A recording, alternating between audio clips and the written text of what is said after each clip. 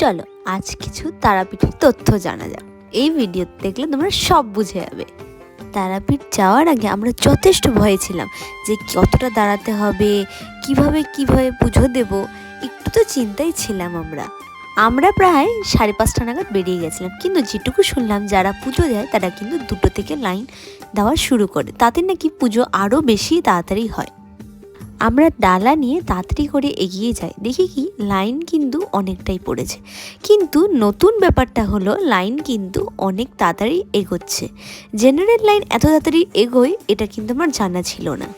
যাই হোক, সুবিধার জন্য বলে রাখি এই লাইন কিন্তু আমরা দিচ্ছি 6টায়, আর আমাদের পুজো শেষ হয়েছে প্রায় 8:30টায়। আর এটা কিন্তু শুক্রবার দিন। নতুন ব্যাপারটা হলো এখন কিন্তু লাইনের মধ্যেই সিট দেওয়া রয়েছে, তোমরা কিন্তু বসে বসেও এখন লাইন দিতে পারবে। আর লাইন যথেষ্ট তাড়াতাড়ি এখন এগোয়।